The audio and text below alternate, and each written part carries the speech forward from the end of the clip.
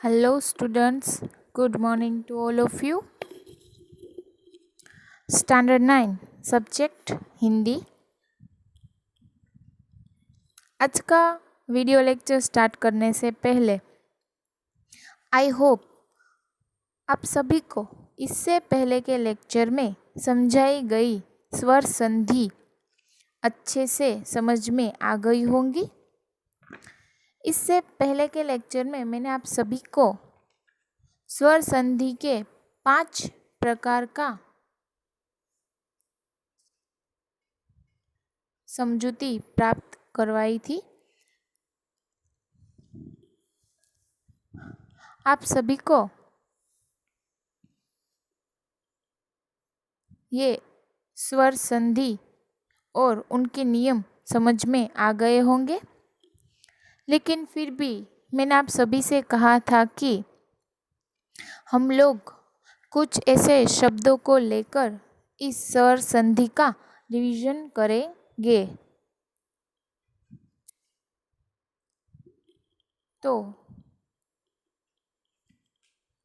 हम इन 5 प्रकार का 1 बाय 1 रिवीजन कर लेते हैं। मैं आज आप सभी को जो शब्द लिखवाने वाली हूँ वो अपने व्याकरण के फेयरबुक में नोट डाउन कर लेना, जिससे आप सभी को स्वर संधि में संधि जोड़ना या संधि विच्छेद करना आसानी से समझ में आ जाए। पहला प्रकार हमने देखा था दीर्घ स्वर संधि। जब दो स्वर पास आते हैं तो दोनों को मिलकर उसी वर्ण का दीर्घ स्वर बन जाते हैं। इसे दीर्घ संधि कहते हैं। यानी कि जो दो स्वर आपस में मिलते हैं तो जो उसी स्वर है उसका दीर्घ रूप बन जाता है। यानी कि अ प्लस आ इज इक्वल टू आ ही निकलता है, उसका दीर्घ रूप हमें मिलता है। ये नियम हमने इससे पहले के लेक्चर में अच्छी तरीके से समझ लिए थे कि अ के साथ अ जोड़ने से आ मिलता है, आ के साथ अ जोड़ने से आ मिलता है, ई के साथ ई ही जुड़ता है, ई के साथ बड़ा ऊ ही जुड़ता है। इस संधि में हमें कहीं भी अ के साथ ई जुड़ा हुआ नहीं मिला है या ई के साथ ऊ जुड़ा हुआ नहीं मिला है। यानी कि जो दो स्वर है वो आपस में मिलकर उसी वर्ण का दीर्घ स्वर बनता है। इसके उदाहरण भी यहाँ पर दिए गए हैं। अ के साथ अ जुड़ने से चर प्लस अचर इज इक्वल टू चराचर। ऐसे नियम के अनुरूप हमने जो उदाहरण थे वह देखे थे, आपके पाठ्य पुस्तक में भी दिए गए हैं। लेकिन अब हम लोग ये जो दीर्घ स्वर संधि है उसमें अ, आ, ई, उ इन सभी स्वरों को मिलाकर कितने शब्द बनते हैं वो उदाहरण के रूप में देखते हैं। देखिए, मैंने यहाँ पर कुछ दीर्घ संधि के उदाहरण लिखे हैं। आ, ई, उ इन तीनों को मिलाकर हमें क्या क्या शब्द मिलते हैं वह देखते हैं। धर्मार्थ, धर्मार्थ में देखिए मैंने जहाँ ग्रीन से हाईलाइट किया है जिस दीर्घई को धर्मार्थ, तो वहाँ से संधि का विच्छेद होगा।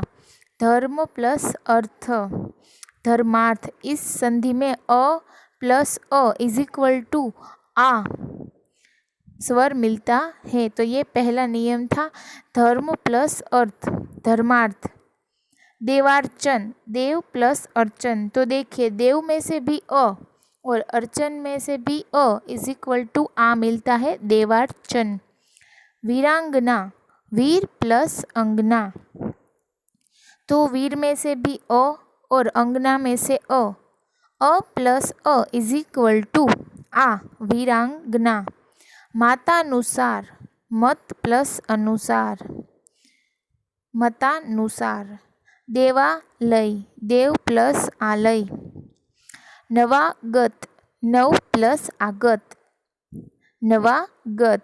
इस लाइन में सभी संधियों में अ प्लस अ इज इक्वल टू आ, ये नियम लागू होता है। सत्याग्रह, सत्य प्लस आग्रह।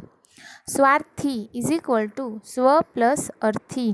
स्व में से भी अस्वर मिलता है और अ में से भी अस्वर मिलता है, तो अ प्लस अ इज इक्वल टू आ, स्व प्लस अर्थी, स्वार्थी। कपिंद्र, देखिए यहाँ पर हमें अ आ के बाद जो ई स्वर है उनसे रिलेटेड कुछ उदाहरण दिए गए हैं। कपिंद्र, कपि प्लस इंद्र। जैसे आपकी पाठ्य पुस्तक में कवि प्लस इंद्र था, कविंद्र। ऐसे यहाँ पर कपि प्लस इंद्र इज इक्वल टू कपिंद्र।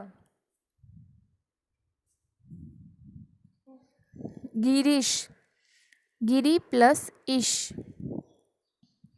देखिए इसका मतलब इन दोनों के बीच में बड़ा ई और छोटा ई, इन दोनों का भी भेद मैंने आप सभी को समझाया था कि इंद्र, इंद्र जब जुड़ा होता है तब छोटा ई आता है, और जिस शब्द में ई के बाद श शब्द का उपयोग होता है वहाँ पर बड़े ई का इस्तेमाल होता है। गिरीश, कविश, परीक्षा, योगीश्वर, नारीश्वर। देखिए ऐसे सभी शब्दों में ई के बाद श शब्द का प्रयोग हुआ है। नाडीश्वर, ऐसे यहाँ पर कहा जाता है कि जो स के पहले ई होता है वह बड़ा ई मालूम होता है। इसीलिए आप सभी जब संधि का विच्छेद करें तो श शब्द देखने को मिले तो वहाँ पर बड़ा ई का इस्तेमाल होगा। छोटे ई का इस्तेमाल इंद्र, कपि प्लस इंद्र, कणि प्लस इंद्र, कणिंद्र, कवि प्लस इंद्र, कविंद्र। ऐसे जब इंद्र का संधि विच्छेद करने में उपयोग होता है तब वहाँ पर छोटे ई का इस्तेमाल होता है, और जिस शब्द में श शब्द का इस्तेमाल हुआ हो वहाँ बड़े ई का इस्तेमाल होता है। तो यहाँ पर ई से रिलेटेड मैंने आप सभी को उदाहरण दिए हैं। आगे देखते हैं उ। तो उ में भानुदय, भानुदय में भानु प्लस उदय। गुरुपदेश, गुरु प्लस उपदेश। लघुर्मी, लघु प्लस उर्मी। धातुष्मा, धातु प्लस उष्मा। साधुर्जा, साधु प्लस ऊर्जा। वधुत्सव, वधु प्लस उत्सव। वधुर्मी, वधु प्लस उर्मी। भूष्मा, भू प्लस उष्मा। देखिए इन सभी शब्दों में उ प्लस उ इज इक्वल टू बड़ा उ, ऐसे नियम को लागू किया है। तो आप सभी को जब संधि विच्छेद करना या संधि जोड़ने को कहा गया हो तब उ कौन सा लिखना है ये ध्यान में रखना है। गुरुपदेश, तो गुरु प्लस उपदेश, उसमें छोटा उ का इस्तेमाल होता है। और लघु उर्मी, तो लघु में भी उ आता है और उर्मी में बड़ा उ आता है, इज इक्वल टू बड़ा उ होता है। ये सभी उदाहरण है वो दीर्घ संधि के हैं। सीमांत, सीमा प्लस अंत। दिशांतर, दिशा प्लस अंतर। रेखांश, रेखा प्लस अंश। परीक्षार्थी, परीक्षा प्लस अर्थी। देवागमन, देव प्लस आगमन। विद्यालय, विद्या प्लस आलय। महानंद, महा प्लस आनंद। सचिंद्र, तो सच्ची प्लस इंद्र। अतीव, अति प्लस इव। मुनीन्द्र, मुनि plus Indra. Ravindra, Ravi plus Indra. Munishwar is equal to मुनि प्लस ईश्वर। लक्ष्मीच्छा लक्ष्मी प्लस इच्छा। रजनीश रजनी प्लस ईश। जानकीश जानकी प्लस ईश। और तीसरा नियम था ऊ वाला, उसमें विद्यु प्लस विद्युदय। लघुत्तर इज इक्वल टू लघु प्लस उत्तर। सिंधुर्मी सिंधु प्लस उर्मी। भूत्सर्ग भू प्लस उत्सर्ग। भूद्वार भू प्लस उद्वार। सरयुर्मी सरयू प्लस उर्मी। भूर्जा भू प्लस ऊर्जा। देखिए इनमें ये जो पहली रो हमने देखी वह अ प्लस अ इज इक्वल टू आ, ये नियम की थी। दूसरी मैंने जिसे आप समझाया इंद्र और ईश्वर स से related E plus E is equal to बड़ाई। बड़ाई plus E is equal to बड़ाई और बड़ा ई प्लस बड़ाई इज इक्वल टू ई, ये नियम इस शब्दों में लागू होते हैं। और तीसरा जिसमें ऊ प्लस ऊ इज इक्वल टू बड़ा ऊ, वो नियम लागू होता है। तो ये सभी उदाहरण दीर्घ संधि के थे। अब गुण स्वर संधि के उदाहरण देखते हैं।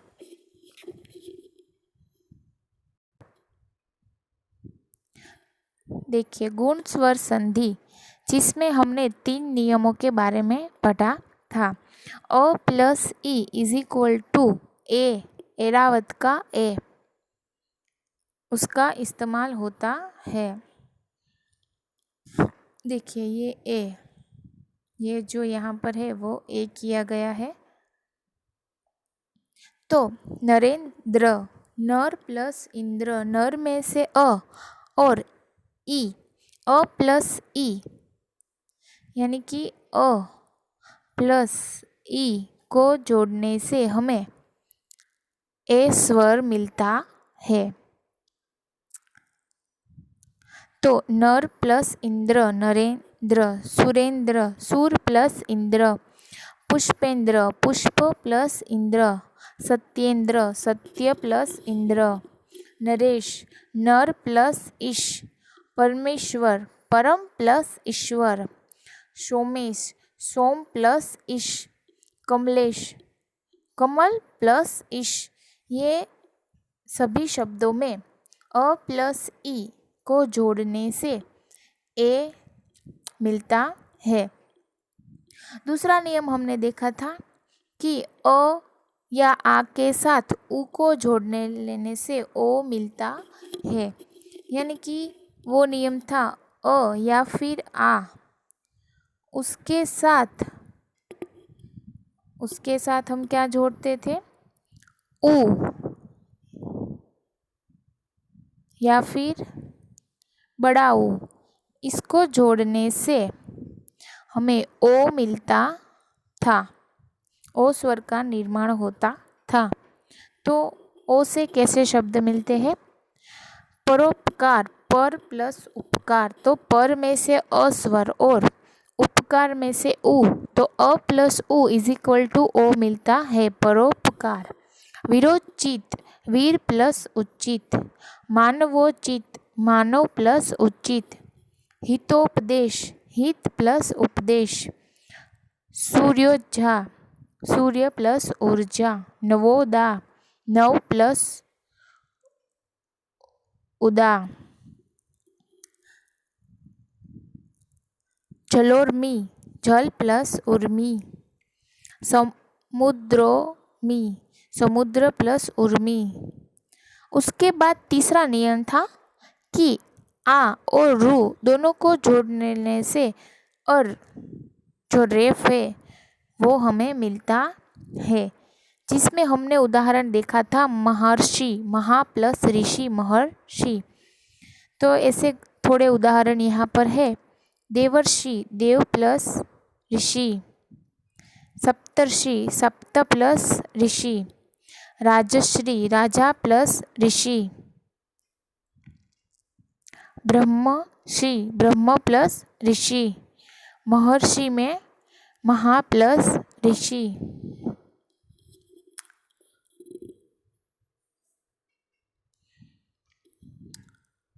तो इसी के साथ जो गुण संधि थी उसके उदाहरण यहाँ समाप्त होते हैं।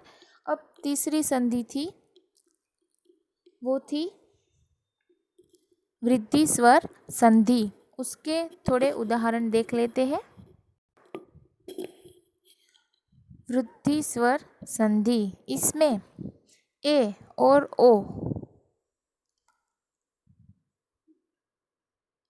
इसमें हमने दो नियम के बारे में पढ़ाई की थी कि अ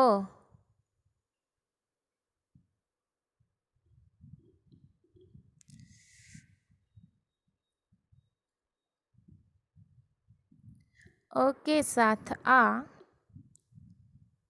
और ए या फिर ए के साथ जोड़ने से हमें बड़ा ए मिलता है। इस नियम के उदाहरण देखते हैं। एक केक, एक प्लस एक, इन दोनों में पहला एक में से अस्वर मिलता है और दूसरे शब्द में से एरावत का ए मिलता है। इन दोनों को जोड़ लेने से बड़ा ए मिलता है।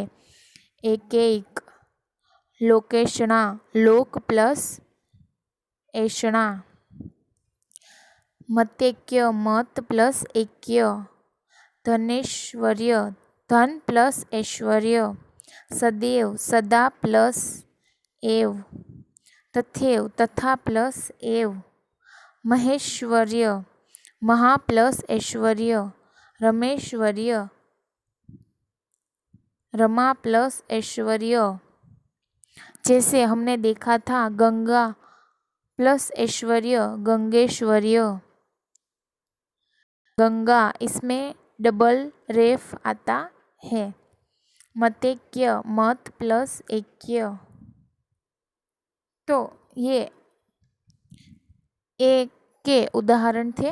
अब दूसरा नियम था, वो था अ या आ के साथ ओ को जोड़ लेने से ओ प्राप्त होता है। तो उसके उदाहरण है वनौषधि, वन प्लस औषधि। दंतोष्ठ, दंत प्लस ओष्ठ। परमोदार्य, परम प्लस औदार्य। परमौषध, परम प्लस औषध। महोजस्वी, महा प्लस औषध ओजस्वी। महोज, महा प्लस ओज। महोषध, महा प्लस औषध। महोदार्य, महा प्लस औदार्य। तो ये दूसरा नियम था, अ के साथ ओ या ओ को जोड़ लेने से बड़ा ओ मिलता है। तो दूसरे नियम के साथ वृद्धि स्वर संधि के उदाहरण इतने ही है। अब हम चौथे यण स्वर संधि के उदाहरण देख लेते हैं।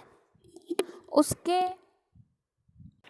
नियम अनुसार ई, उ, और रू के बाद भिन्न स्वर आए तो ई, य या उ का व हो जाता है और रू का र हो जाता है। ऐसे हमने कहीं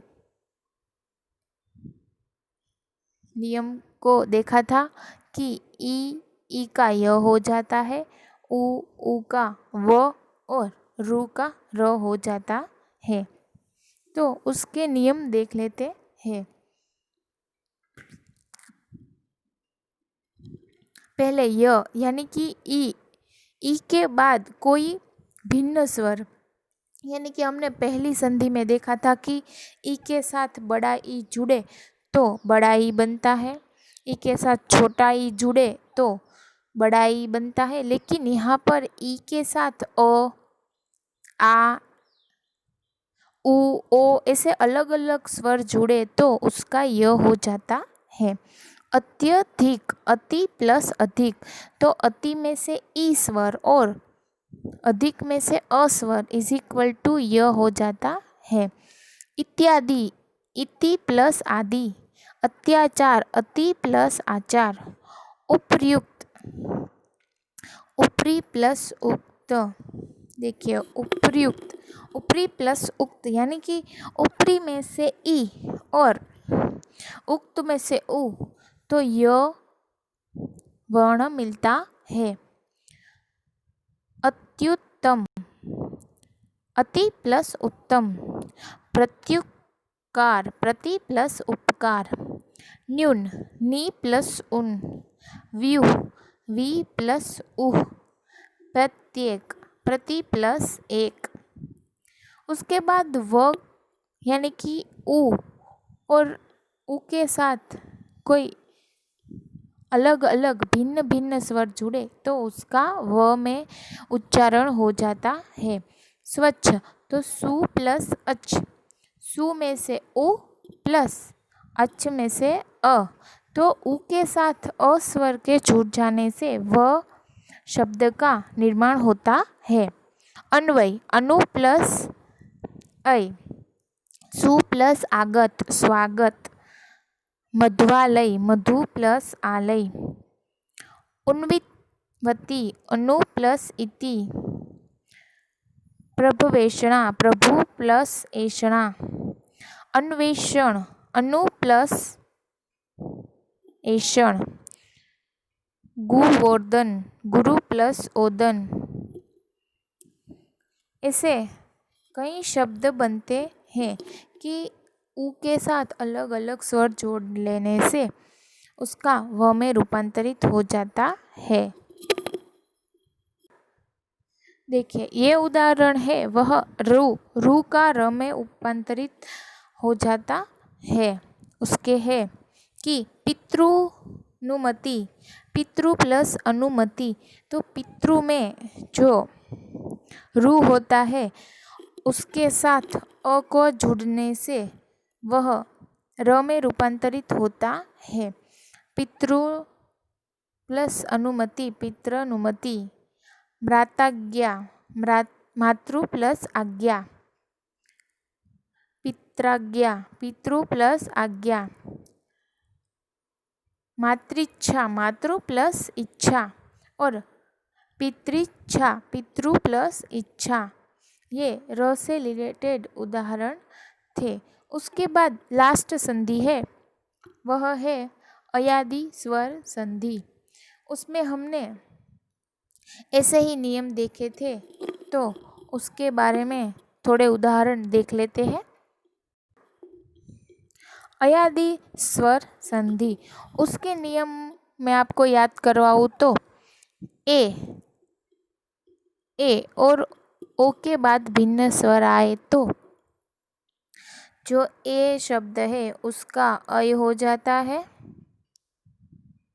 फिर जो बड़ा ए है उसका आई हो जाता है, आई। और ओ का औ और औ का आव हो जाता है। ये 4 नियम थे कि एक के बाद भिन्न स्वर आए तो ऐ, ओ के बाद भिन्न स्वर आए तो औ और औ के साथ भिन्न स्वर जुड़े तो आव हो जाता है। उसका हमने उदाहरण देखा था ने प्लस अक, ना यक।